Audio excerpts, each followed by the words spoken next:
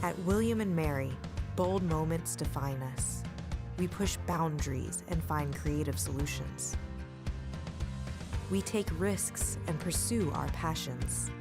We ignite curiosity and change the world.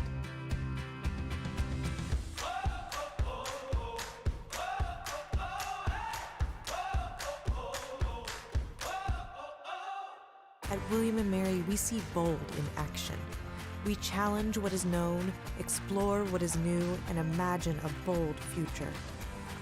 We are, and always will be, a university for the bold.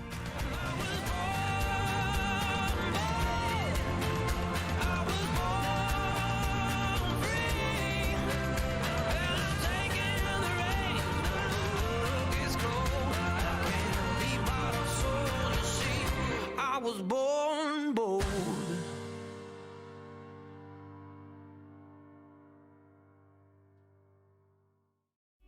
The George Washington University, at the intersection of policy, practice, and research, connecting all that Washington has to offer with an intellectual environment that drives progress, transforming vision into action, offering learning experiences that are rigorous, real-time, and real-world. In a city shaping the future, George Washington is a place where faculty and students don't just study the world, they work to change it.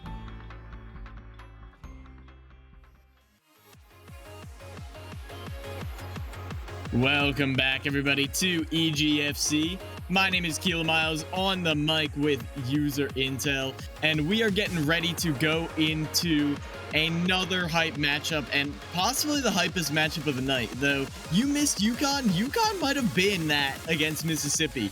Though George Washington University and William and Mary are looking to take that crown.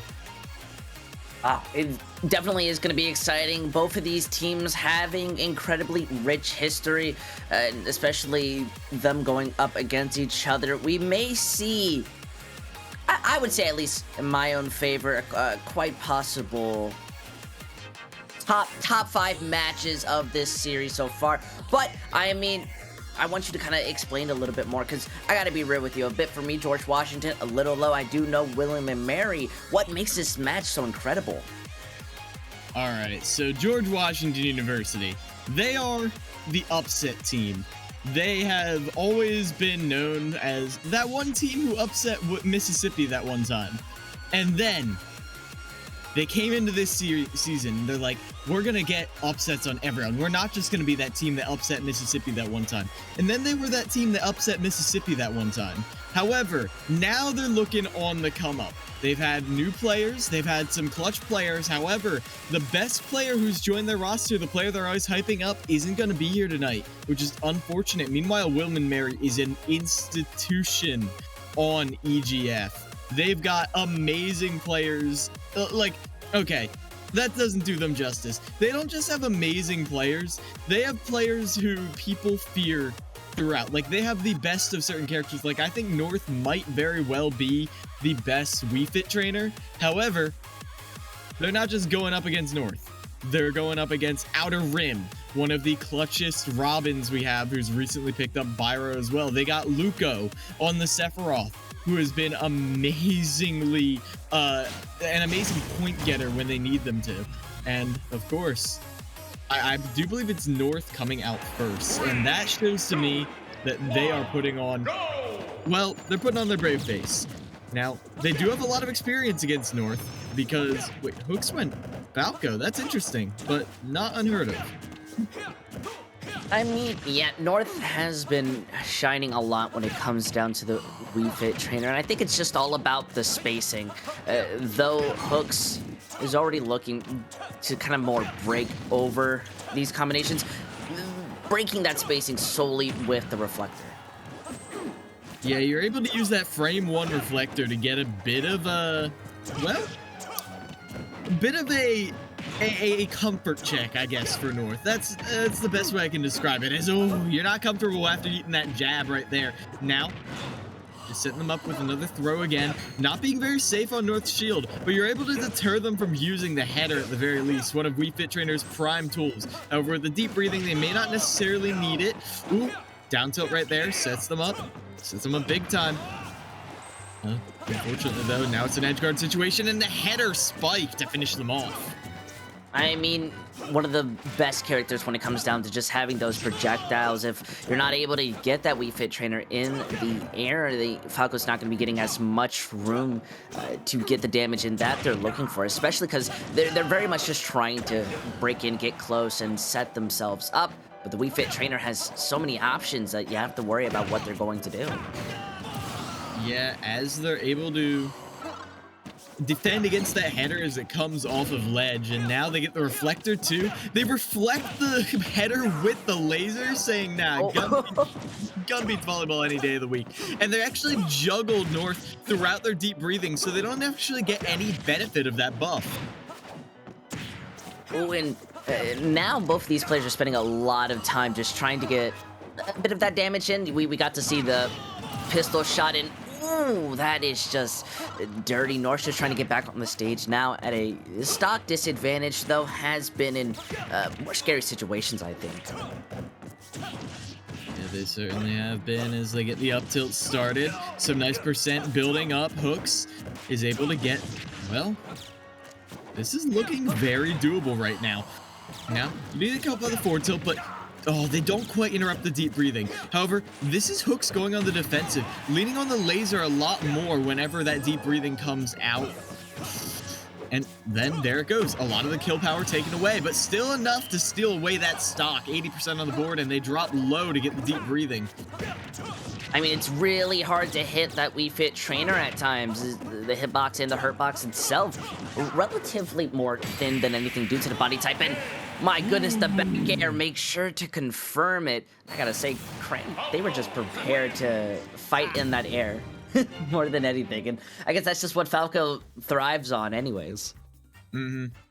Yeah, as you can see, just spacing this back air at ledge, but then going in for empty lands at times for that up tilt, and ooh, the double back air in one full hop right there. Showing good mastery of Falco's movement. I mean, it's not an advanced tech to do a double back air like that, but when you're trying to force an air dodge, you're actually able to, I guess that's technically a frame trap if they're DIing in like that. Yeah, I would agree. It was incredibly, I would say, risky more than anything. That early dodge, you never know what your opponent's really going to be doing in those setups, and I guess that's just one of the proven moments of just maybe being a bit more cautious, though understandably. The Wii Fit trainer at times is going to struggle against the Falco. Falco has some very good options when it comes to edge guarding, so I could definitely understand going in with that option, but still somewhat of a close match as it really went down to those last stocks, though the Falco having the edge in the end. Yeah, they did, as now at this point, I feel like we should address Willem and Mary is North, arguably one of the best Wii Fit trainers in the league. However, Rip Van Winkle, or Drip Van Winkle as they are sometimes known, is up there in contention, definitely top 3, as that's going to give you a lot of matchup experience that you really wouldn't otherwise get. I mean, the fact that they've pulled out a different character, this Falco, specifically for this matchup, usually they try and clutch out on the Incineroar, but no. They've been convinced, okay, gotta pull out the Falco, you got the frame 1 reflector, you've got the laser to interrupt the header, a lot of different tools to just sort of harass this Wii Fit. They're able to beat out Wii Fit in the distance game. I mean, from a character that is really good at zoning, that's a shining point, but already, look, Hooks is just being as kind of more aggressive as possible, forcing them into the air, getting these swipes, and the poor Wii Fit trainer, not enough exercise is really going to get you out of these situations. Yes. Okay, deep breathing's online for the ledge trap. You're able to get the header into the setup. Can you get anything else? No, that's an aggressive aerial, and it's going to be punished by the falling forward air. Now you're the one who has to get off ledge. Oh, the double spike!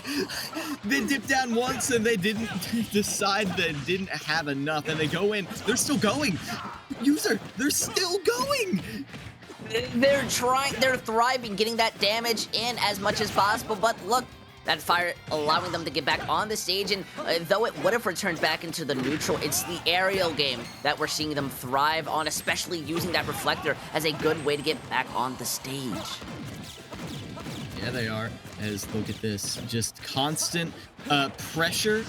Not necessarily interrupting them, but interrupting their movement, interrupting their ground game whenever they throw out that laser. They don't want to interact with deep breathing Wii Fit because the power up you get, the speed boost you get, it is brutal to deal with. As you can see, they are just sort of playing this middle ground where Wii Fit Trainer's only real option is, in fact, that header, which is being stuffed out by Falco's tools. This is a precise counter pick right here. I gotta say, must come in with a lot of practice. They're basically adapting the usage of the Wii Fit Trainer almost as if it's pre-scripted. But, I mean, you still have to go for those mid-game adaptions. And look at that. They're able to block down, forget the correct terminology, but still forcing that Wii Fit Trainer on the edge. It's going to be harder for the Wii Fit Trainer to confirm these kills than the Falco. So North really needs to find these kind of smashes. Yeah, and speaking of confirms right there, you get hit by that up tilt, get ready for a World of Hurt. It's a kill confirm, it's a combo starter, it's everything you want it to be and more. And because of that, North, that is their main concern whenever they're on the ground near Falco. They're able to finish them off though there. Now, got deep breathing, but you go for the landing there. They still have respawn invincibility though, and that's going to make you eat 27%.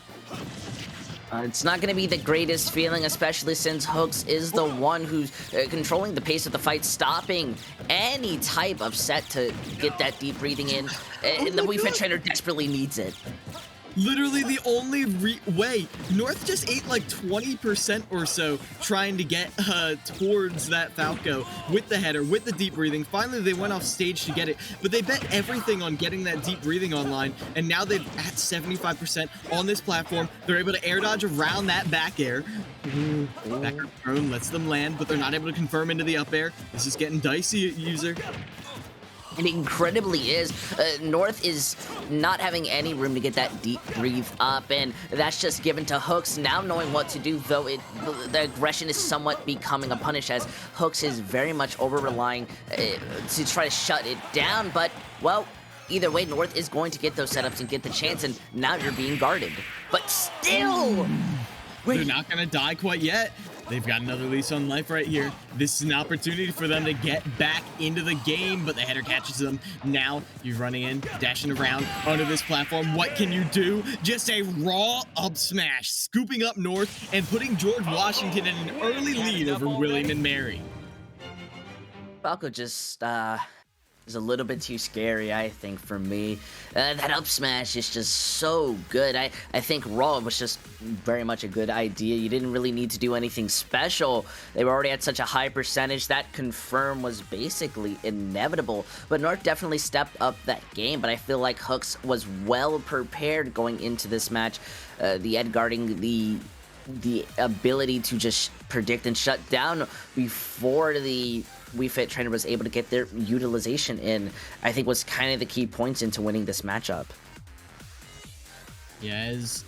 What you've got to consider is the fact that North's mental game was probably a little boomed by just any time they wanted to throw out the header, anytime they wanted to charge up Salute the Sun, anytime they wanted to take a breath of fresh air, you know what was going to happen? Falco drew the 6-shooter and just went pew, pew, pew, pew, pew, pew, just non-stop. Like, they didn't have any reason to. North didn't give them a single reason to approach during that when they had deep breathing online. That's by far the most frustrating thing, and I mean, deep breathing also just doesn't last very long. It can make a difference in short, quick little messes around, but you're not really going to be getting anything, and I feel not only slowing it down, but then zoning them out with that gun. As you said it before, they managed to get at least a bit over 20% worth of damage in, and that mattered a lot just when it came down to the kill percentage. Now you're going to be looking at who you're sending in next, and that's going to be Kimono and Outer Rim. Outer Rim, a player that I think shines in my mind. Yeah, Outer Rim on that Robin is one of the most infamous players in the entire EGF. We saw some other Robins very proficient earlier from Mississippi, but I don't know if any of them quite stack up to the terror that is Outer Rim. Like, all of the things we saw earlier, Outer Rim is that, but more consistent with a little more flow, a little more creativity. Meanwhile, Caminito, they're going to be looking to stuff that out, because if I'm remembering correctly, yeah, they are the Rosalina player. Now, this is actually the counter pick that William and Mary have chosen right here. Like, they're the ones who are sending Robin into Rosalina. And I'm not saying Rosalina, oh, she has down B, she absorbs all projectiles. That's not the biggest factor, because you don't want to be committing to that down B all the time, but it is a definite factor you have to consider. And I mean, with the Luma, you do get some very excellent range, forcing that Robin to definitely have to change what idea they go in for these fights. But you know, we've seen the Robin have excellent utility, not only with just their attacks, the Thunder, but picking up the books, picking up the items that normally would be discarded and using them as a projectile solely to catch your opponent off guard has been one of those shining points. I think that's what causes me to... Yeah. That is honestly one of the things that I would say I appreciate the most. I actually didn't even consider that. The fact that Rosalina can pick up all those items, it's just another thing you've got to watch out for in this matchup. It just takes away one of Robin's assets and makes it your own. It's reappropriation right there. And so, got to keep that in mind as they go for this button check. Let's see right here. Now, one of the things I definitely want to highlight is that Caminito has been getting a little more consistent week by week with their Rosalina setups. There have been certain times where they have not been able to get the exact performance they want, but their control of Luma has been slowly getting better. And the other thing is they bring the unknown factor. People say Robin is very unknown, but in EGF, you are getting a first-class Robin education. I'd say Rosalina is arguably a little more obscure. I would agree, just when that idea of obscurity, and just because Rosalina is very selective when it comes down to these players. The players who do play Rosalina, they shine on it. But I think it's putting in that dedication to a character that you're not fully used to that draws away that attention. But Robin, I think players just really like the ideas that come around it, especially with the range that you're going to be working with. It's almost going to be a fight to see who's going to have the longer reach. Oh, it's Wobbin. Alright, well, Wobbin is going to get the initial hit right there with the Rapid Jab, but it's only trading right back. You get that back air in center stage, and now Luma knocks you right towards Rosalina for the up smash. Oh, Caminito's out for blood. I mean, there's definitely looking, that arc fire, as much as it's looking for the... What a guard! Catching me off guard for a second, but you always forget that Rosalina's Luma is going to be able to hit that extra damage, even able to get them back, but... Outer Rim is now going to have some opportunity to take a breath, set up some Arc Thunders, but at such a high percentage, it's a little scary going up against two characters at once. You know it is, however. They're not stressing too much about it. The mage is out in full display with this ledge trapping. That 11 sword not going to connect up there, but that's a swift slash to finish off Rosalina this time. Caminito, after an explosive start, is not able to stand up to Outer Rim. Ooh, and they get the Nosferatu as well. The down air, it's a nice landing tool right there. It's going to give you the opportunity to get it back to stage, interrupt that, and I think they've ran out of book. They weren't able to continue recovering right there. You are absolutely correct, and that can be one of Robin's greatest weaknesses, but I mean, it's going to make up with the fact that you get the Luma out so early. What is the Rosalina gonna do when you're just so vulnerable without that character? Now you're just being tossed up in the air like a balloon. Though your Luma's gonna come back, you have to worry. Robin and Outer Rim are so good at confirming these kills. Oof. Speaking of confirms, though, they're going all the way deep for this. They get the stage spike, and at 47%, they take that stock away from Outer Rim. The Robin is able to get that kill, make it up the deficit is coming right back, but they're forced to waste some resources off stage, and now Rosalina's here to play. Ooh, Caminito gets the up smash in neutral. That sets them up for a grab. They're sending them out to those platforms saying, no, take a vacation out there. This town and city's mine. As they keep this ledge elusive to Outer Rim. Finally, they're able to land.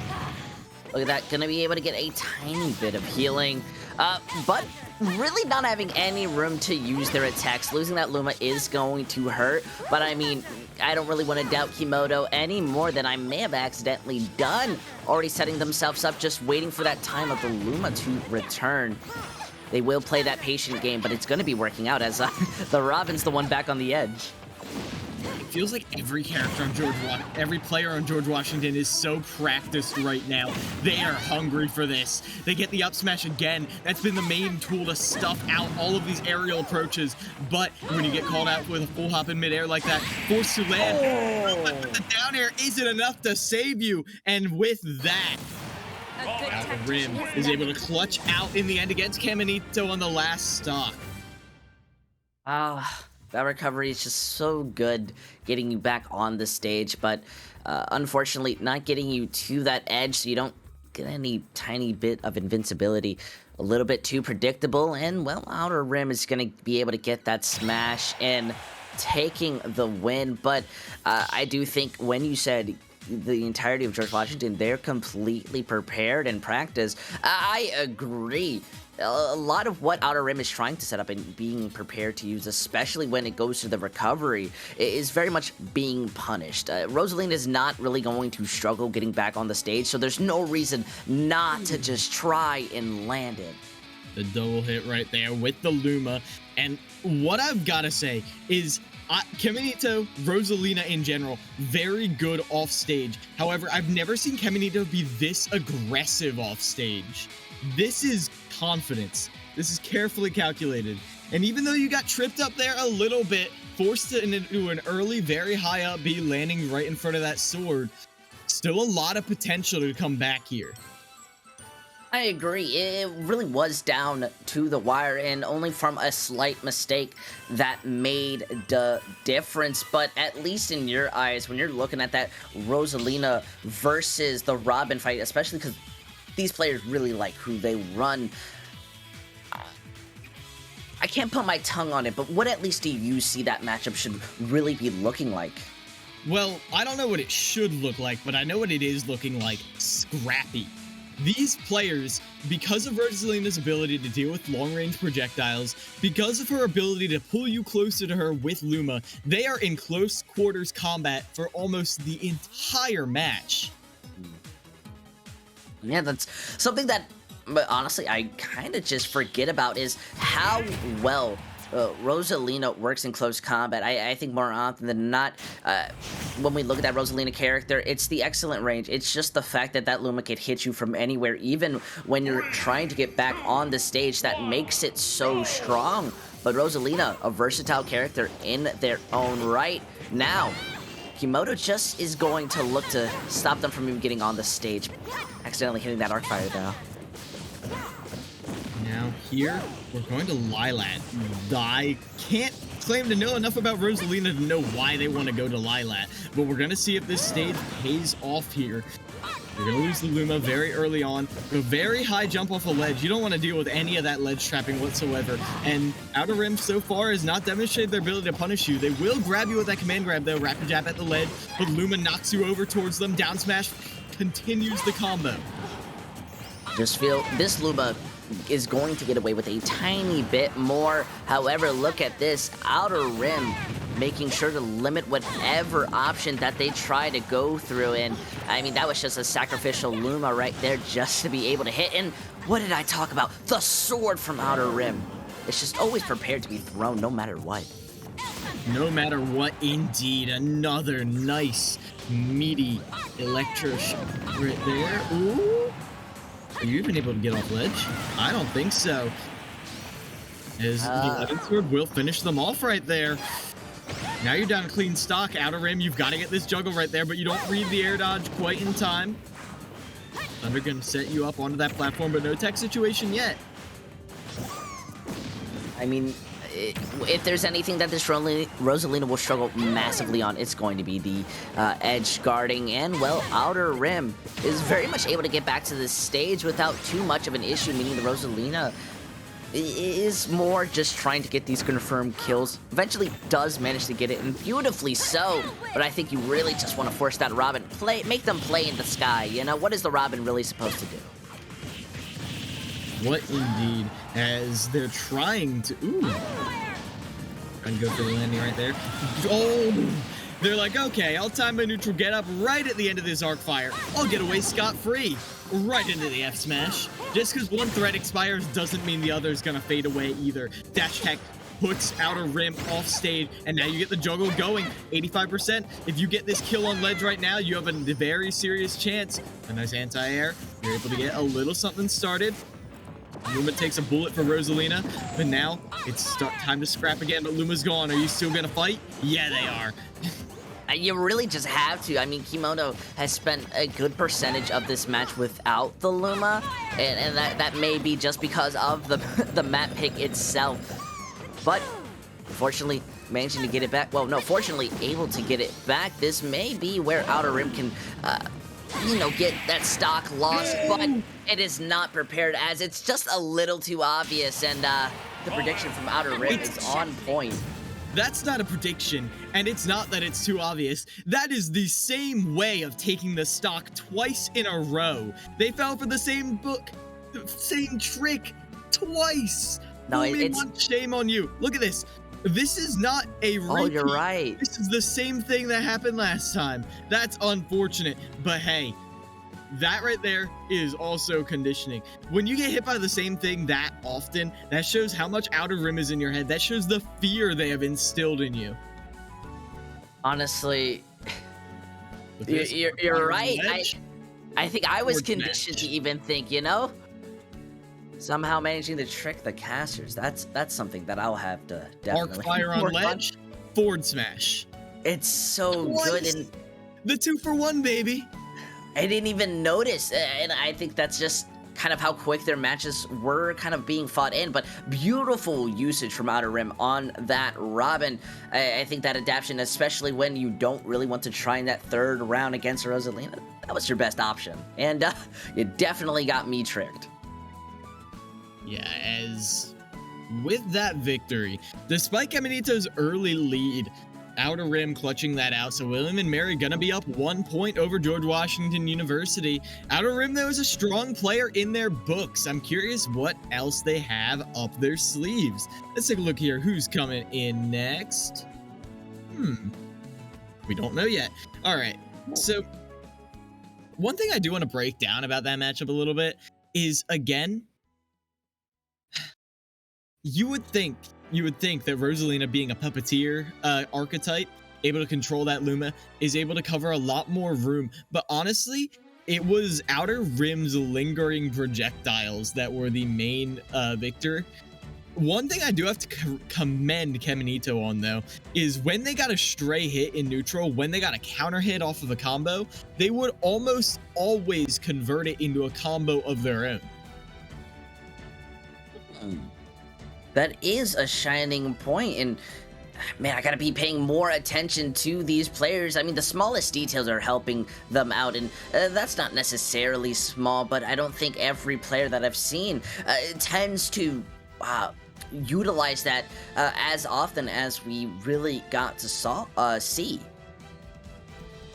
Yeah, a lot of people will get counter hits off of combos. You'll nair out of the combo, you'll up air out of the combo, whatever you want to do. Use your fastest move, do what you want. If you're not going to air dodge, you might as well get a hit in. However, most players are just looking to break the combo, end this torment. They don't want to be caught in this whirlwind of blows anymore.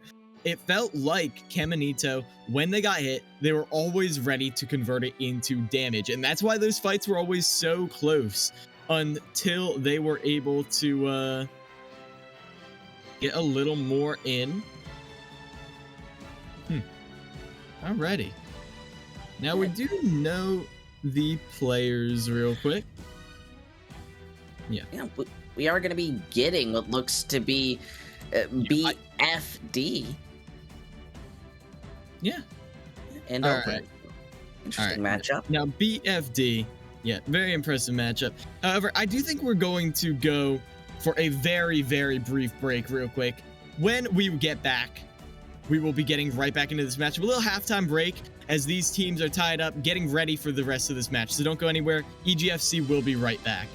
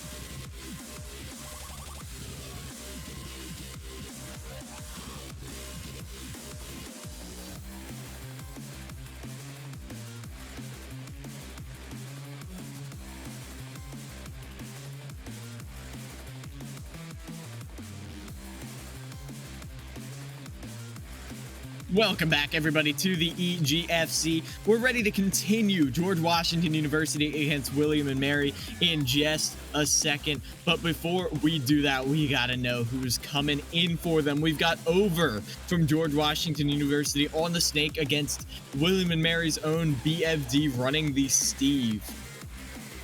Ooh, I gotta say, took me a second to remember, especially Over, but the snake has always been a character that I've liked to see, but that Minecraft Steve, I definitely feel that, and you could, wait, no, has this character really gone up in more of playtime and popularity within the EGFC? Within the EGFC, well, that's a different question, but within Smash in general, Steve stocks are going up and up and up.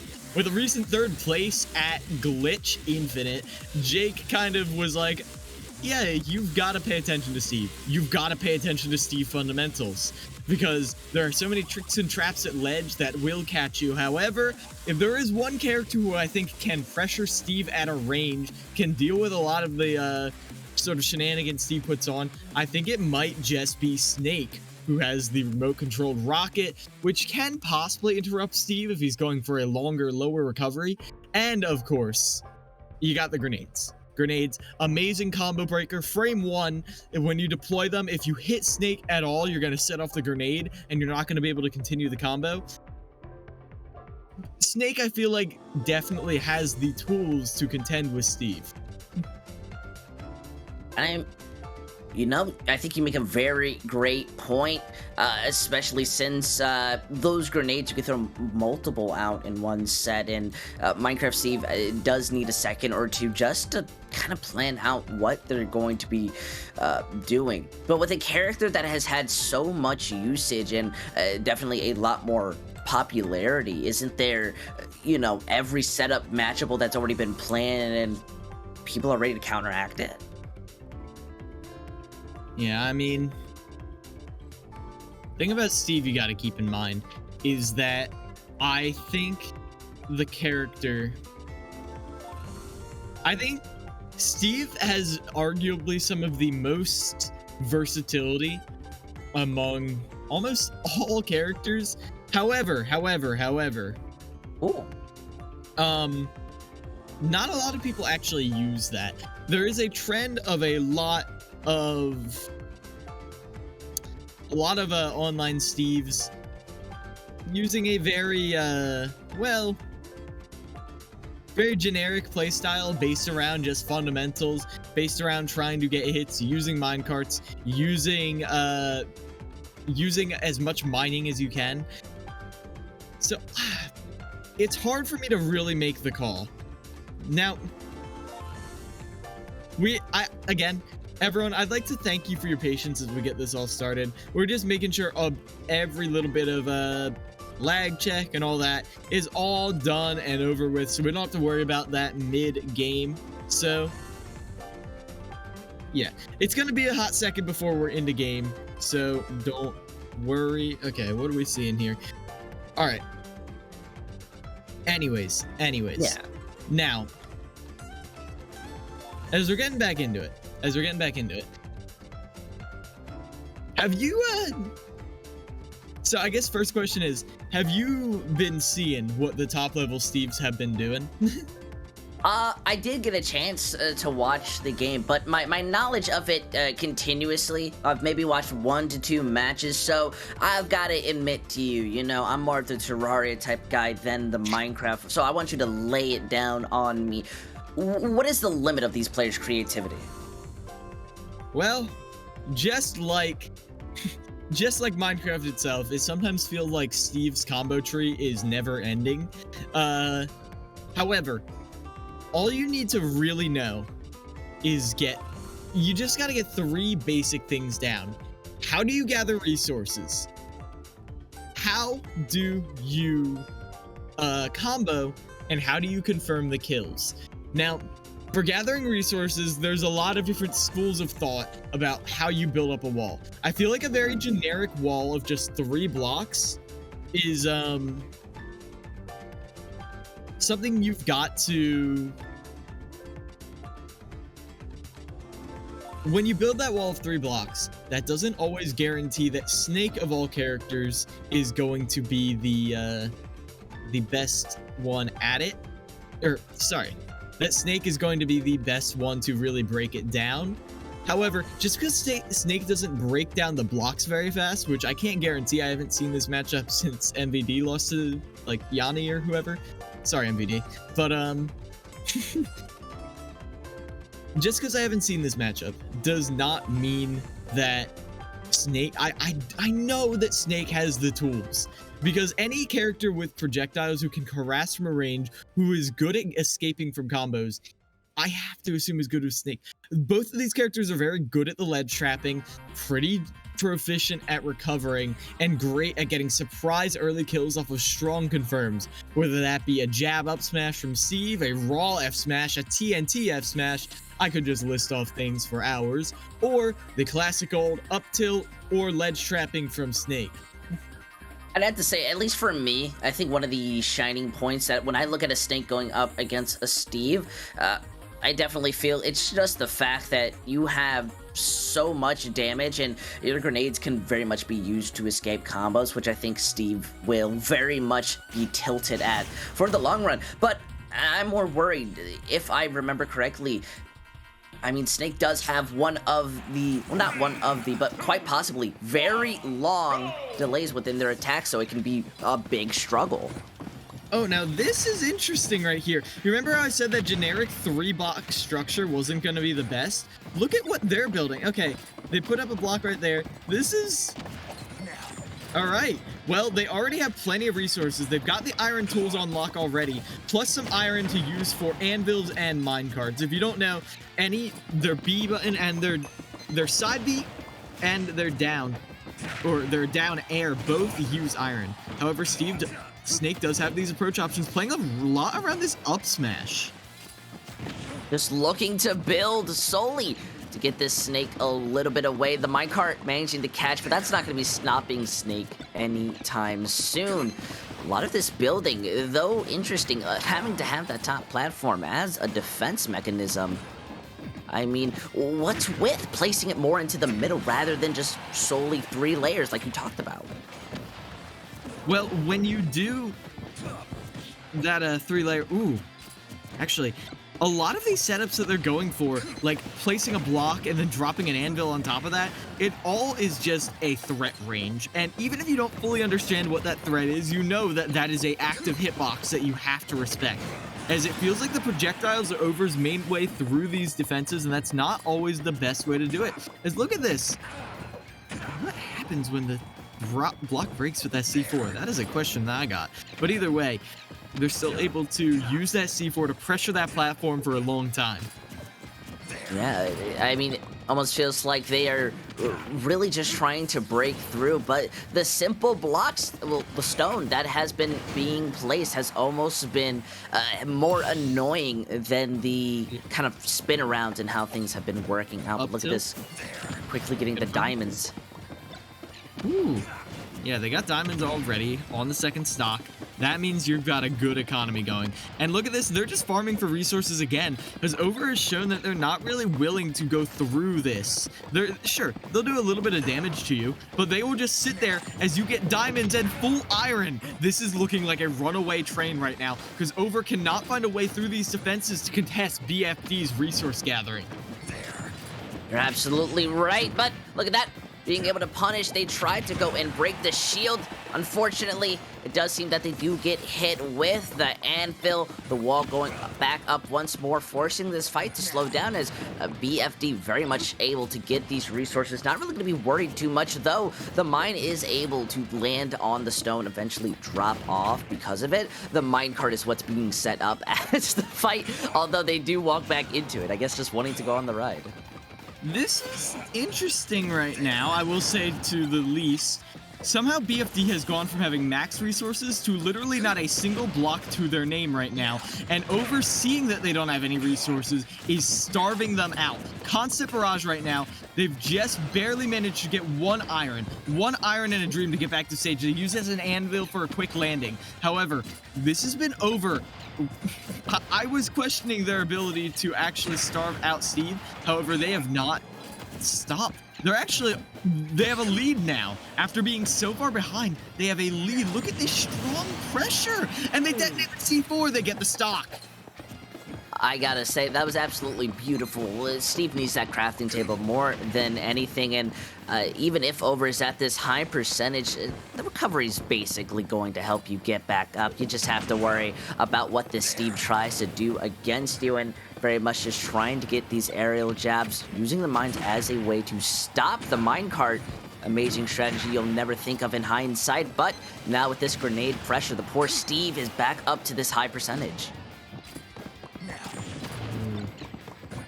Now,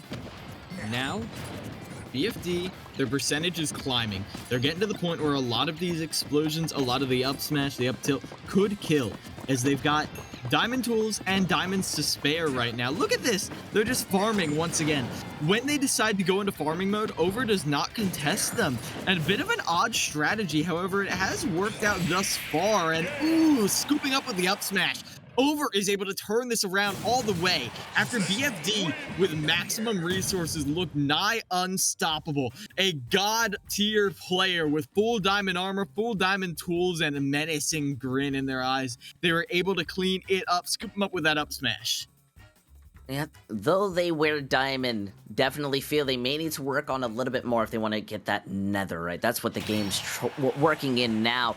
But I gotta say, a lot of creative usage when it comes down to placing the blocks, at least for what I'm more used to.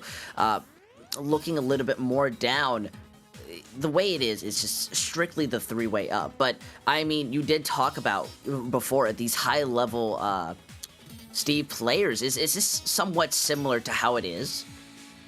Well, I would say BFD's punish game is not quite at the level where you would want it to be, and they're not really using the aerials as much. They're relying pretty heavily on the specials in terms of building, in terms of the minecart, and I don't think it's a bad thing to rely on those specials. They're very good specials. However, the issue is, every time you use a special, you use up resources. Resources that you will have at some point have to find time to go mining for and replace. Snake, when he uses a special, all he does is burn time off the clock, percentage off your health bar. Snake is losing nothing. It is a net zero loss for Snake, and every time you use one of your specials to counteract Snake's movement, then you are losing unless you are able to find time to replenish that. And the issue is, the one issue I saw, George Washington still won that, but Over was just letting them get more resources. Yeah, you know, that was definitely something interesting for me to look at, because at least when I'm looking, that Steve is spending a lot of time just trying to get their resources back up, and they did struggle at times to keep up that management. So isn't it just better for that Snake to just run in, maybe use their side B, and just really try to lay it in rather than giving that Steve any room to breathe? Well, here's the thing.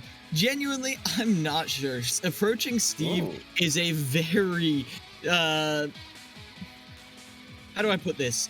It is a contested process, as it looks like we are going to small battlefield now. I don't blame them for this at all. I think that an even stage is the best call. It gives you a platform to play under. It gives you a little roof through which to weather the projectiles. Yeah, this is a good call in my opinion. If I remember correctly, it's where they just fought. I'm not really sure, but either way. Yeah, no, if I remember correctly, it was PS2. Yeah, you're right. So it's kind of the same thing. There are a couple minute differences in terms of the just the ledges and stuff, the fact that you can get pineapple, but either way. A very similar layout right here for a very similar play style.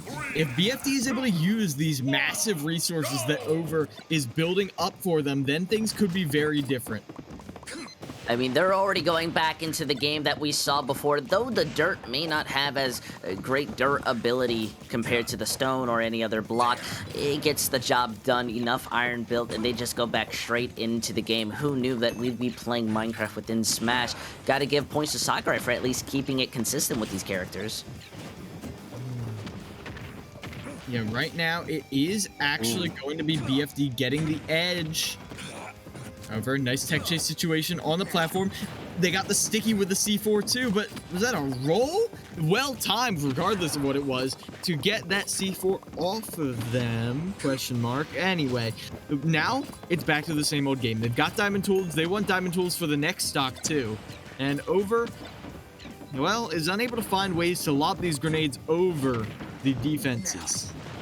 It almost feels like you're watching Skyblock BFD spending a lot of time just building more into the air, getting that bit of percentage to get the resources, and does have the diamond now, but it is moreover hiding onto the edge. Shouldn't the snake have the advantage, and the pressure is put more onto BFD for even wanting to play closer there?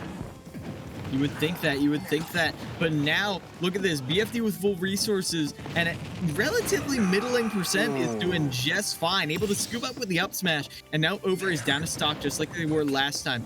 Over's got to find that magic that let them get in very fast last time, and that was an interesting strat. They built blocks under the Angel platform so Over couldn't get right down to punish them. That is not something I've seen before. I like to call that a beautiful mix-up, if I can. And, well, that wall, a triple layer threat, able to get that diamond spared up, and now returning back into this area of getting back my resources, going into the neutral, and just ignoring the opponent until that set is there. And I mean, Over really doesn't know what to do other than just try to break down that shield. Though does get interesting mine placements and grenade usage, the minecart is still going to be going forward. And not a lot really coming out of this. If anything, they're damaging themselves trying to get these explosions over to where they can hit Steve. Finally, they get some more damage. They've got Steve in kill percent at this point. They go for the 2-frame. It's not going to connect. Fishing for this up tilt now. They know that's one of their main confirms. However, anytime they want to do anything with a BFD, just retreats back to safety. You've got to find something more than that. And a hard read on an up smash, that ain't the answer. With BFD being at such a high percentage, it's understandable that they go in for the grab, leading into that beautiful smash. Now, it at least resets this back in, but with BFD continuously still at the high resources, they don't have too much to worry about. The moment that Over goes on to the opposite side of the map, just trying to get their opponent, it just seems BFD is more than ready to go to the opposite side, just try to mine for a little bit longer, and even if these missiles fly down, they're just building their own shelter. What is interesting to me is that Over seems very confident in the fact that if they give Steve resources, it doesn't matter because they're getting percent in exchange. And you actually saw there the frame 1 grenade helping to break out of that combo. Just one up tilt was all they got. When they went for the second one, they blew up. Now the percents are starting to blow up, starting to get even as those blocks tank an entire up smash from Snake. Okay. Awesome. I mean, you gotta get props. BFD is definitely using these solely to limit the option of Snake, and poor Over getting damaged a tiny bit more due to their own grenades. I mean, just look at that landing through the minecart, catching off guard, and because they were holding that grenade, they are going to get hit with it. Maybe a little bit more caution needed, but I mean, BFD is just continuing the same strategy, and Over seems to just really just want to go after it. Anti-air as soon as BFD tries to come in, trying to make this even again, but a diamond S-smash at ledge will be the finisher right now.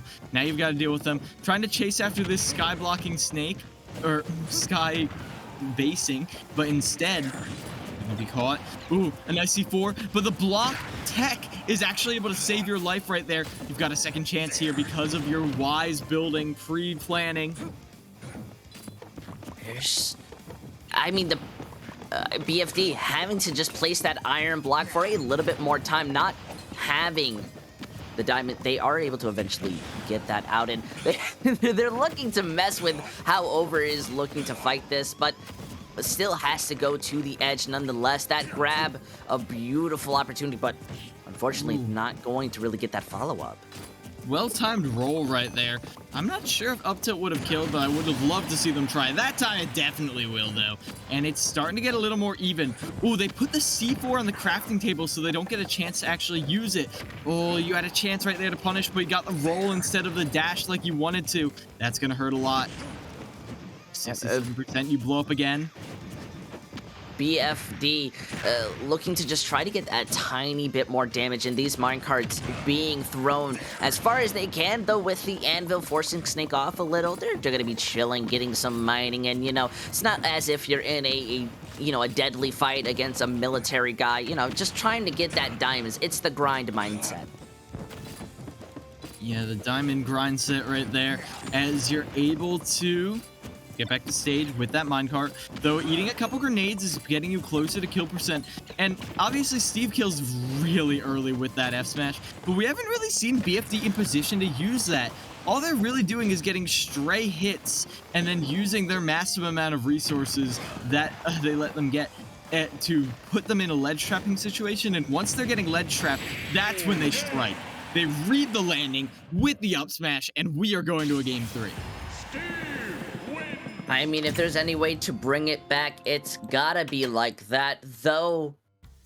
I just need you to confirm something for me. I feel over maybe giving BFD just a little bit too much time, especially when we saw just the resources get built up and BFD's going in, being able to get the Magma Cube eventually and cleanly end it out, while Over spends a lot of time trying to get this damage in. And though it's understandable and they do get the grabs to confirm 2 stocks at the very least, in the end they don't replicate anything that happened last round where BFD doesn't get any resources and they're just getting hit continuously. It's not that BFD didn't get any resources, it's that when they had them, they weren't able to use them. Like, BFD was throwing out minecarts, throwing out down airs, and Over just never let themselves get hit by them. In this game, it felt like BFD's game plan was centered a lot more around getting Over off stage and then using these massive amount of resources to make it nigh impossible to get back on. Very eye-opening. Now when it comes down to the third range, both of these players have had more than enough time to look at each other. And while we haven't been seeing much of the TNT, understandably so, maybe we'll get a little bit of greedy play styles when they want to come out. However, that's me having wishful thinking. Both of these players really just need to go for every advantage they have. And when we're looking at this, especially with these styles, is the Snake continuing that same area of just wanting to continuously more, I want to say spam, a little bit of camp maybe, just that type of style to pressure out the Steve while they just get resources?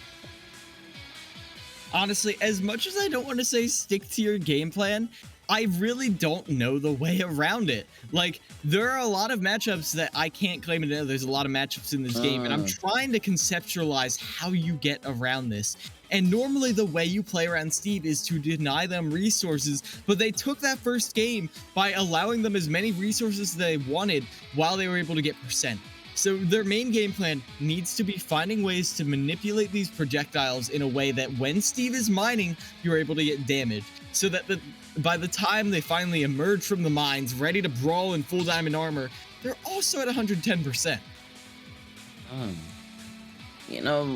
I still think, though, I could make a better case. All right, now hear me out. All right, I don't want no tomfoolery in here. All right, listen. You go DK. What is the Snake going to do against your rolls or against your own punches? All right, I mean, yes. Let's be real. DK easily gets zoned out. Way too strong of a Snake player to get caught out by a small little DK, but DK, unpredictable. Not many players run it out, all right? I'm telling you, the strategy that will work. You want to talk about unpredictable?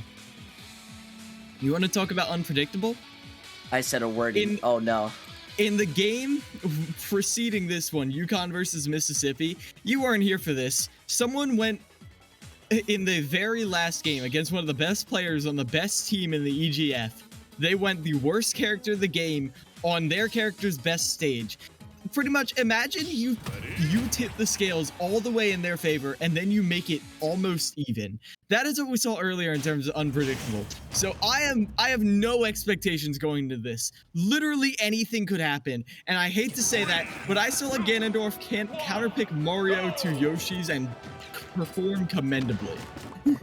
If that means anything, I think that you should check out every single Smash stream. Each one its own story, and I gotta say, scary nonetheless. But BDF walking back into the Sigma mindset, just leaving away from this damage, builds up the moment that it starts coming in, and unfortunately Over is gonna be caught out a tiny bit, but BFD having some very nice setups at least. The Anvil very looking to get that chip damage while they have the diamond weapons officially up. Now, they're using this up smash to break away these platforms, and I can't help but wonder if there's anything else they can do. I know a lot of people like to use down tilts. Oh, they're just camping up on the... They're able to mine from their own anvil in the air. I didn't know that, but either way, now that I do, that is a whole nother avenue that they can use to gather resources, as they've crafted 2 sets of diamond tools on their first stock. I mean, I know that Steve can be a very unpredictable character, and, you know, that's a given due to the block placement, but it's getting a little bit redonkulicious as we see a beautiful swipe, and now Over is going to be down that stock and isn't really adapting too well against the block placement up in the air. It just seems the high ground Obi-Wan is feeling proud today. Where was this in the first 2 games? BFD? They're actually comboing Snake. They've gotten 112% off of 2-3 strings, and now sure they retreat, they get some resources, but you know they're going right back in with the minecart, and they finish them off again. It's 1 stock to 3. Where was this aggression before? We almost went to time. I just feel like BFD has just finally figured out the way that they want to play, and as this fight has been going on Over, similarly to how they were doing before where the resources were there, they just couldn't do anything to BFD. Over is now struggling against that though, gets hit by the anvil, launched into the air, still has a couple tricks under their sleeve, but the Metal Gear series, it might get canceled solely due to Steve taking them out. Alright, now if you want any sort of point limiting right here, you want to give up 5 points in this loss after you go and win game 1, but it's looking like that's inevitable. They've already lapped you in percent, they've got diamonds available already, and I think they're just going to save them because they feel very confident in their ability to survive here as the double F smash dropping down like a Looney Tunes character. They're able to set up this put on ledge. They set off the TNT, and in the moment of distraction, they go for the F smash instantly. And all I have to say is, did BFD give their controller to their older brother? What happened? That was a beautiful showcase of Steve gameplay, but they didn't use any of those techniques, any of those combos in game 1. It was all ledge trapping and resource gathering, and I suppose information gathering as well, because once they had that information, look at them. I like to just see it moreover that BFD has just logged into creative mode. I mean, it felt like everything they had was never ending, and a very small point to call out is before this TNT landed out and they almost got the smash in, but it was the stone block itself, the old BFD's utility, that saved Snake for a little bit longer. But even then, the TNT was a beautiful distraction, and now William and Mary, they're starting to take that lead in and give me a little bit more fear against Minecraft Steve players. So I guess sometimes you can never underestimate the block placage. You remember what I said when I said Steve was one of the most versatile characters, but like a lot of people just rely on their fundamentals, which Steve's a strong enough character to do that. We just saw 2 vastly different play styles come out. We saw a very neutral based play style, zoning them out, gathering information while you learn your only win condition was getting them to the ledge and ledge trapping them with aerials and the occasional block placement. Then once you had that information, it was go time. They deployed and showed just how deadly this character can be when you get a little too frustrated and you jump right on top of them, right into their heat map. I mean, hypothetically speaking, could we say that the Solid Snake player, they were a little bit conditioned to play a bit back? I mean, anytime they really got close, the opponent just went away, went to get resources, but I may be thinking a little bit too deep into this because something's got to explain just the change in that third round. No, that's a very good point. It could be very much that they, well, they got fed up. They got tired. They didn't understand why this Steve player was just continuously not going in over and over again. So they go in, they go for the aggression, and it turns out it does not work in their favor whatsoever. When you try and land on top of Steve, you're landing on top of one of the best combo starters in the entire game. And Over found that out the hard way. So 11-6 right now for Willem and Mary. We're getting into our next set. It's going to be Trendcutter versus Cranberry. Now, Cranberry is a serious threat. On the Roy, on the Falco occasionally, but I think they're sticking to the Roy. They are a menace, consistently tearing people up. Cranberry just blows up players left and right. And if anyone's going to even this up for George Washington, it's going to be Cranberry. You know, I'm having some memories slowly pop up in my head. And Cranberry has been, I think, one of my favorite players on their team. And I think it's just because Roy already has such great mobility. But I very rarely ever seen Cranberry get knocked off the stage. And I think that's just a given of how they know what they're going up against. But we still can't look down on Dren. They may be taking a quick little second to breathe and look out. But Roy very much can be an exploitable character, right? Right? Like, Can be, theoretically. However, online, they have enough of an up B burst option, enough of a hitbox on that up B, that they're not really getting a lot of mileage right there. And we would have to know what character Drengotter is going to be running, and we don't quite know that yet. If you ask me, you know, I think you just go mono-y-mono, you pick a sword fighter, have a little bit longer reach, because obviously that's going to be helping. Yeah, I would do that as well, but while we get this uncertainty settled out, we are going to go to one more little break, and then we are going to finish. Oh, wait, no. Are they back? Okay, they're back. Okay, I was like, we have a lot of players going to bathroom breaks, and I'm like, come on, guys. I think it was the Steve, you know? Yeah, it did draw things out of it. You digested all that Gatorade you're drinking, getting pumped for the match, and it does look like we are going to go to Smashville as our starter. Very close quarters, a strong center stage, the strongest center stage in the entirety of Ultimate, that pretty much if you control center stage, you control everything. Ooh, center stage, we often talk a lot about kind of guarding and ledge camping and such. What makes a center stage so good, especially on a map like this? Well, center stage, in every stage, it is where you live the longest. It is where pretty much to go to the other side of the stage, to go anywhere, they have to go past you. The players just naturally gravitate towards the center of the stage like it has its own, gravity. However, on Smashville in particular, you have one static platform hovering in the middle of center stage, providing a roof. Now, obviously, platforms, you can pass right through them, but in Ultimate, you can't fall through a platform with an aerial. And I don't think you can do that in any Smash game, don't quote me on that. But either way, yeah, you can never do that in Smash Bros. So underneath the platform is generally a pretty good place to be. If someone is forced to land on a platform above you, then it is, they're often caught in enough lag that you can actually get a whiff punish, which is hard enough to get on Ultimate Online. Yeah, honestly, that's a lot of good information for me. I guess I'll have to change up my own styles when I play Smash Online.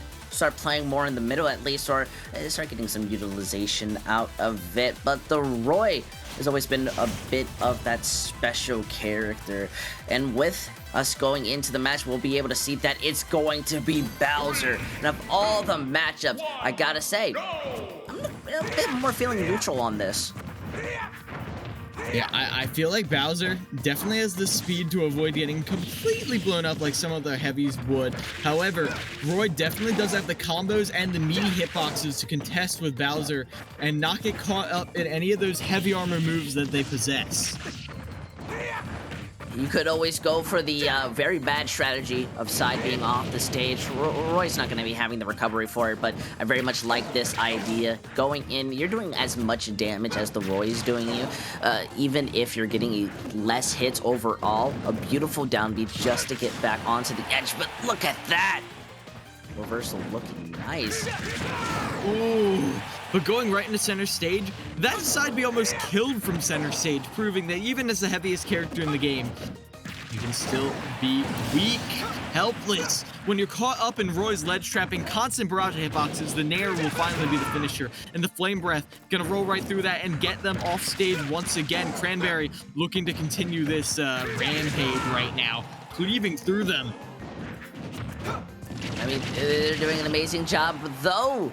The Shell Bash, they are now going to be forcing that Roy a little off the edge, not choosing to use the Flamethrower, and not really going to get any type of frames in there.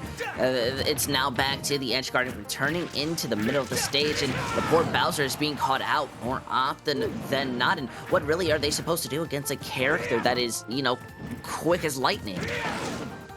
Yeah, this is Rushdown in its purest form right now. However, there's a lot of trades, a lot of counter hits, but the counter hits aren't going to quite get you a kill. You've got to find one big neutral win, one read in order to finish them off. A throw, that's not going to be enough quite yet, not at that position on the stage, and an early up B is going to save you from the edge guard.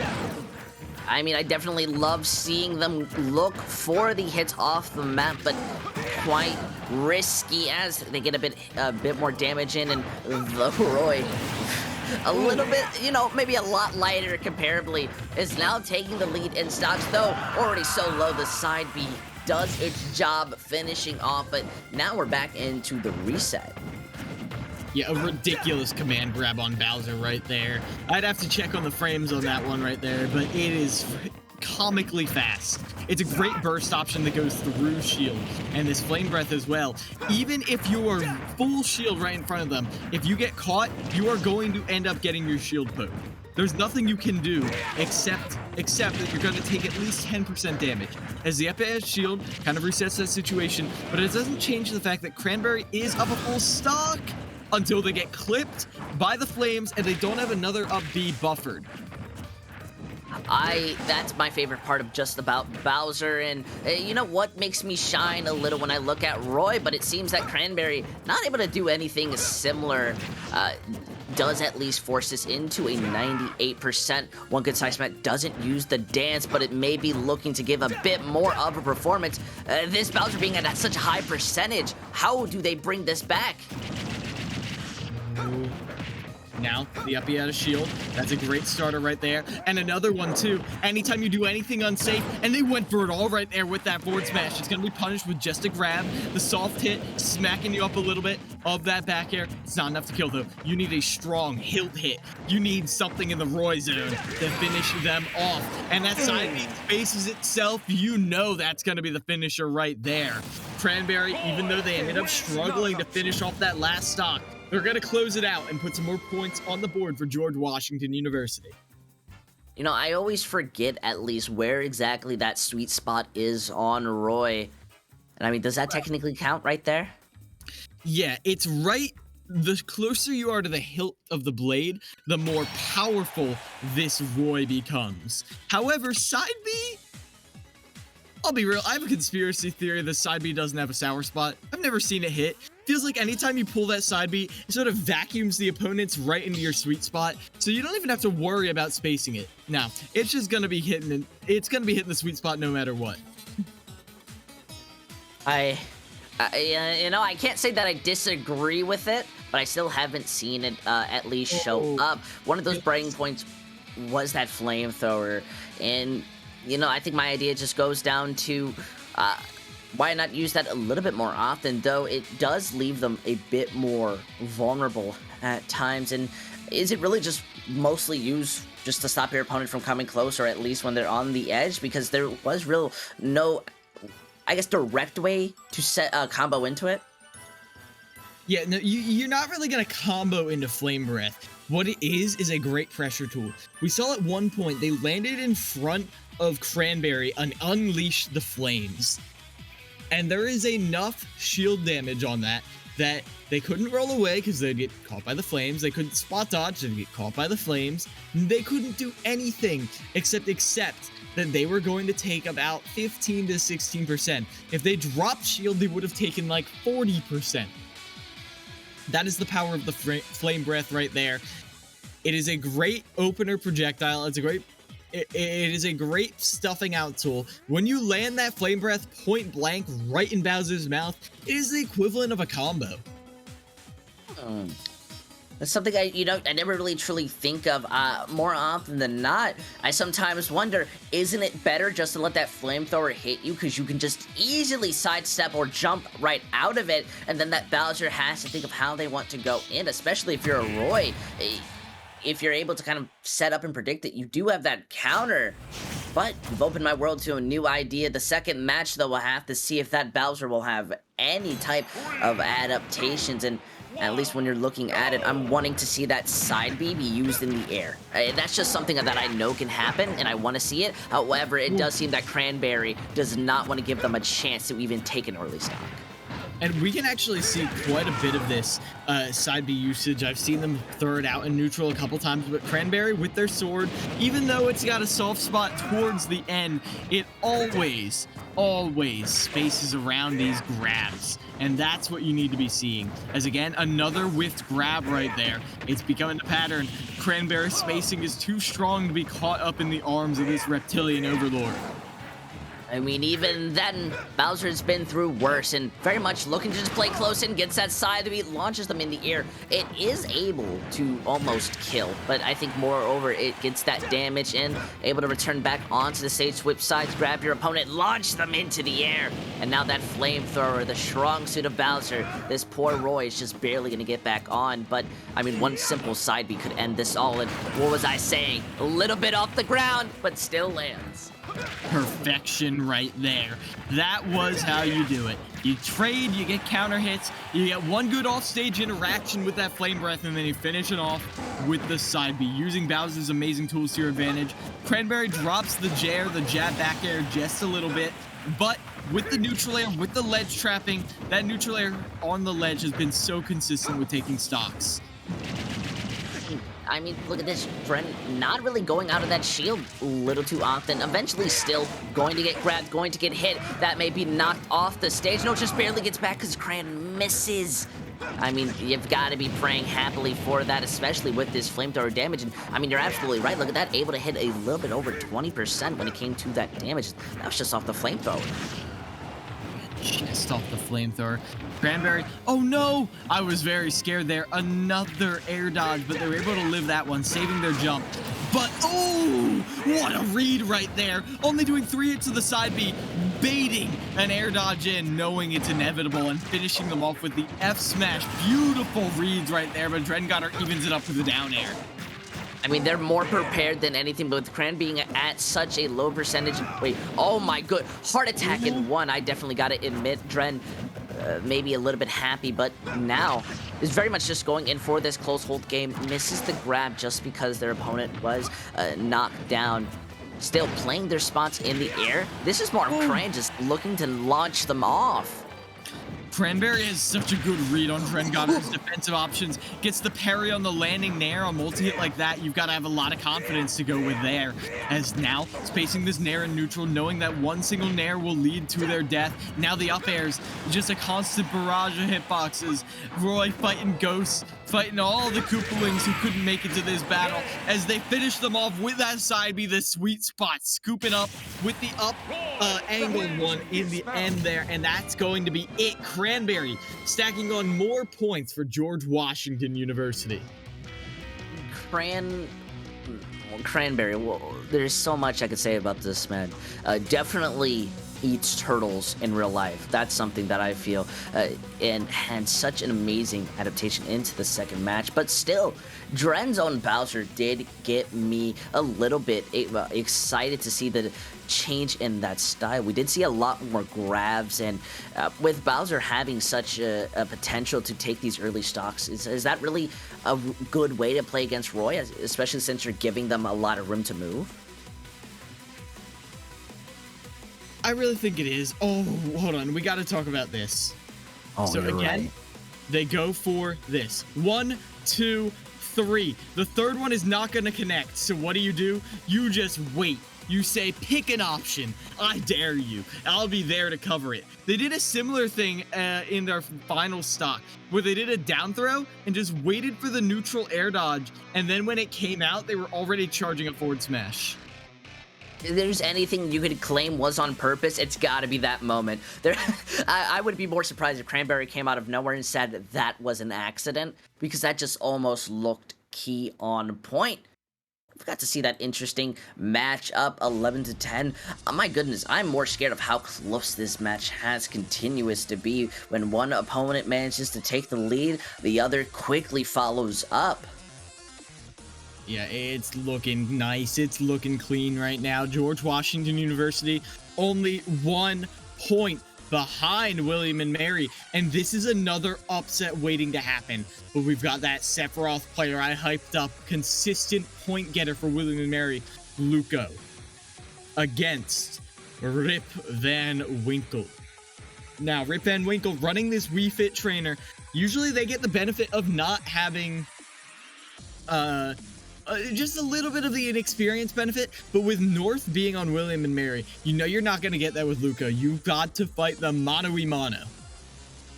I see Sephiroth as a character with a lot of strong utility and more range than I could ever predict. Similar to that Rosalina. And as a Wii Fit trainer, is that technically a pretty decent counter with your own projectiles? I wouldn't really say so. We did see how Falco with the laser was able to pretty much invalidate Wii Fit Trainer. I mean, that is something I would need to ask Wii Fit Trainer players, hey, is Falco an unwinnable matchup for you? Because it doesn't really seem to be the case. As well, with Sephiroth, sure, you can hit the header back, but the issue is Sephiroth is almost always playing at a range where you have time to react to that header. You have time to react to these projectiles. So while they are going to be a factor in controlling space around the platforms off the stage, it is still going to be very tough. I mean, if I had to give anyone the edge in this fight, I would at least say the Sephiroth, and that's solely due to just that character having good range and good high dealing attacks. Though, I will say, I feel he has a little bit of end lag that can be considerable and very punishable. I think a very patient game might work in their end, but the Wii Fit trainers have always shown to be the wickedest opponents ever, not only managing to get their deep breathing back in and allowing them to kind of follow up on this damage, but they do have the range to kind of make up for it, right? Yeah, Sephiroth definitely does have the range, and I like how you do bring up the deep breathing, because both of these characters do get the power up. Sephiroth has the one wing, arguably one of the best. I personally think it is the best, comeback mechanic in the game. It gives you a third jump, it increases your airspeed, it gives super armor on all your smash attacks, but that doesn't come into play that often. What does come into play is the fact that just everything is powered up. You have so much more mobility. Sephiroth becomes a much more mobile threat, befitting of the fact that they are a lightweight. Meanwhile, Wii Fit Trainer has that deep breathing, where if you've ever seen Twitter combos, you know that, oh yeah, Wii Fit Trainer's got 3 hit 0 to deaths while deep breathing is active. And that's not usually what you see Wii Fit Trainers get. because you would need to be playing against someone who unplugged their controller to hit some of them. It still is a testament to how much damage, how much knockback in a burst setting this deep breathing can deliver. I mean, but with these characters both having a pretty good, well, more of Sephiroth, that comeback material, isn't that gonna just make the Wii Fit trainer a lot more aggressive? I think it's much easier to get your deep breathing in than Sephiroth waiting for that time and maybe having to just get that ability to help them in the fight. Wii Fit trainers have a good percent when it comes down to kill potential, and the recovery is, well, not the recovery, but more of the grab game. I just feel it can help lead into these quick kills, causing the Sephiroth to maybe have to sweat a little bit more, but does that just go down to player style? Yeah, it definitely does. I wouldn't say Wii Fit Trainer has the best grab game on the planet, but they have a lot of mix-ups. I think it's pretty good. Yeah, for example, honestly, you know whose grab game is really good? Sephiroth's.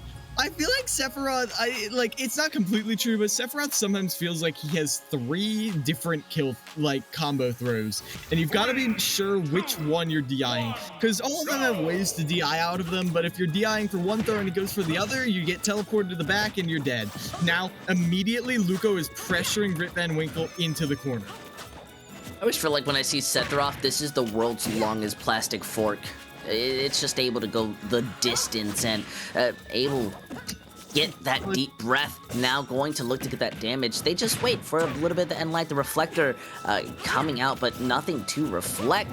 The Sephiroth very much looking to be a bit more interesting. Not having the edge, but still not being at this disadvantage. Yeah, not too much at all. Going for this down air at ledge, trying to exploit the fact that Wii Fit Trainer has a somewhat slower recovery and hopefully can be caught out by that down air piercing through the stage. However, getting caught right there at the edge, Rip Van Winkle gets the first stock over Luco.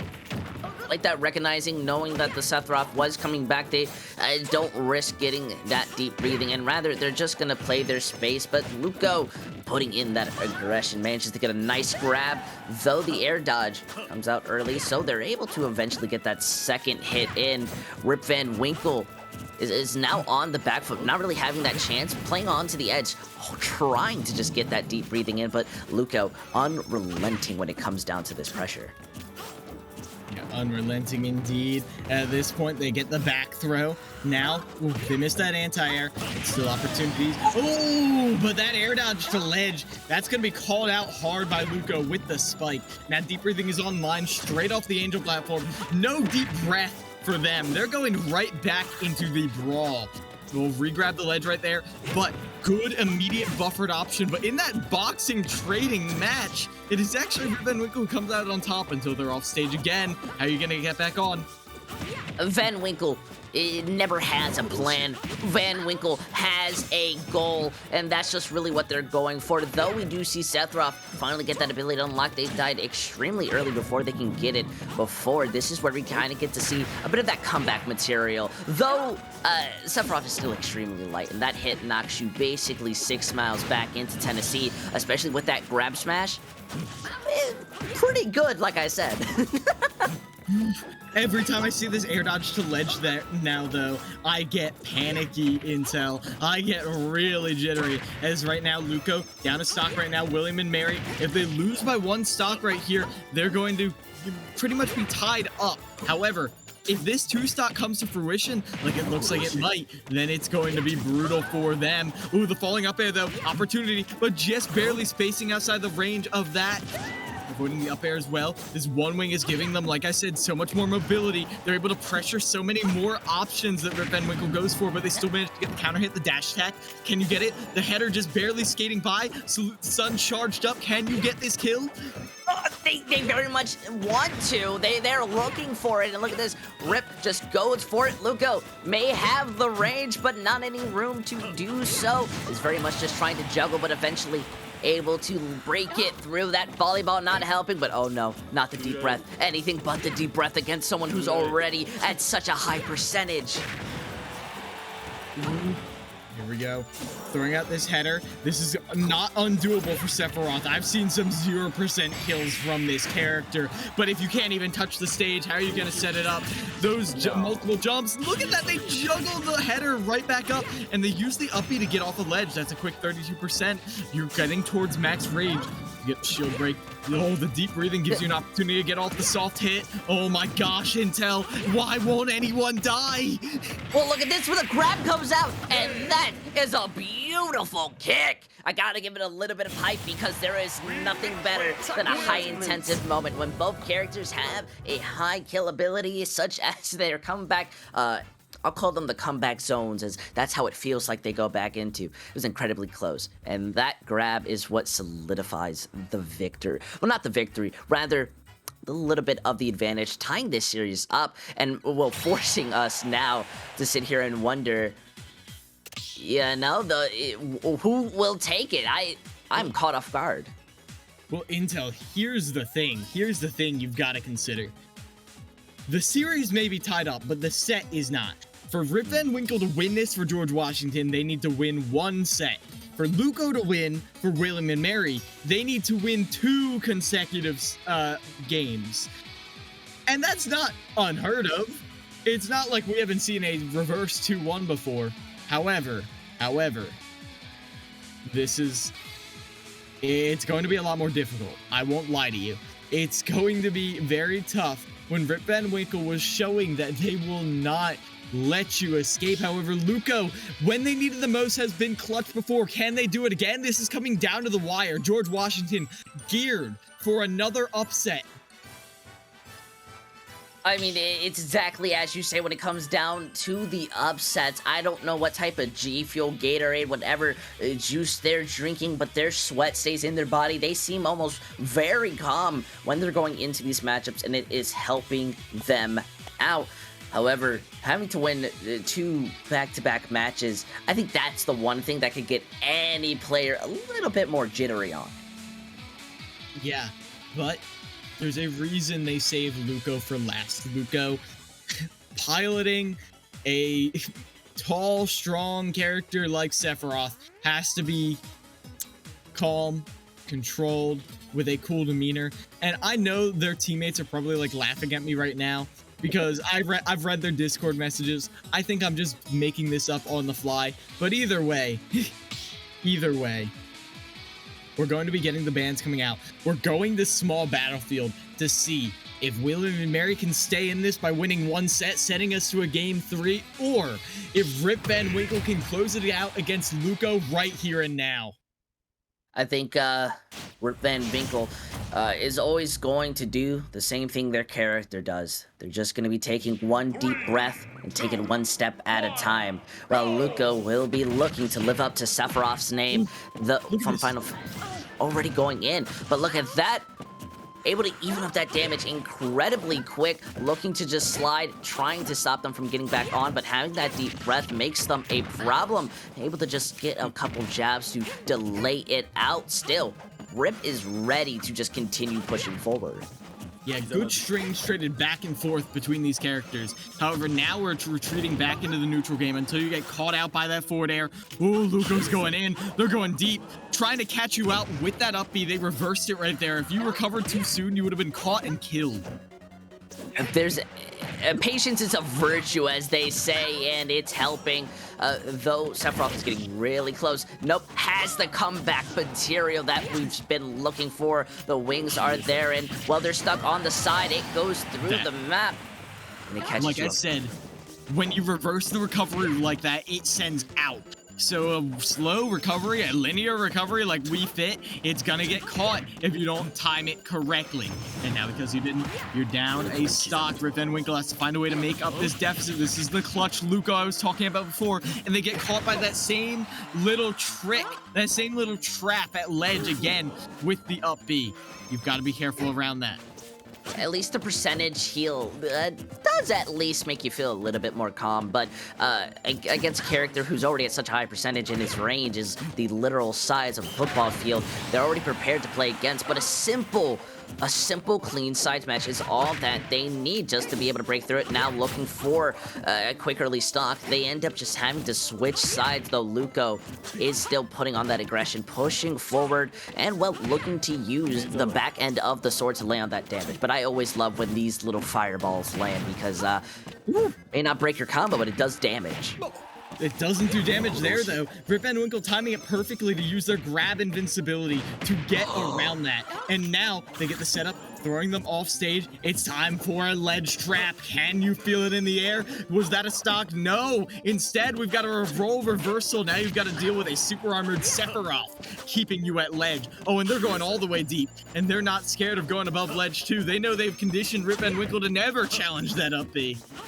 Luco is just saying, you can do all you want, I'm just gonna go forward, and yet Rip is not scared at all. Beautiful land right there. And now taking that stock advantage, stopping that material. I mean, Luco, if there's any time to bring out what you have, all your energy needs to be put into this fight because Rip is already looking to try to get any form of back air or volley directly into your face. Ooh. Throw out right there, but they're gonna survive for the time being. Thrown out once again. What can you do to get back on stage? They roll all the way past, not properly spaced to cover full distance right there, and now setting them up into the spike right there. What can you do? What can you do to finish off this Wii Fit trend? You've got to get this kill here and now. You can't let them go to this last stock clutch situation, and that's what you do. You bait them into challenging you, and you punish them once again with the up B. It's doable right now, especially as you land that nair. It's absolutely beautiful. You just need to get as much damage as you can. But no! Launched in with just some basic gymnastics. Not with a bang, but with a whimper as they get caught by that deep breathing up air, and I don't think they were ready. That was Bermuda Triangle, DI. Where were they going?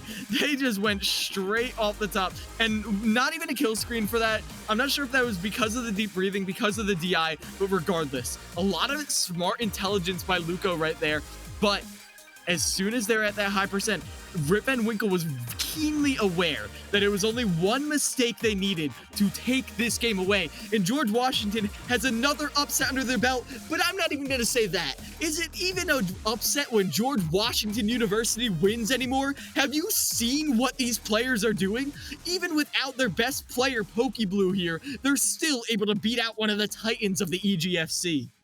I think they've officially earned that badge of sealment, where they are no longer considered a lower rate team. They now, when they win, they just win, especially if it's against an opponent that we have a lot of passion for. That was a clean series and still went down to the wire.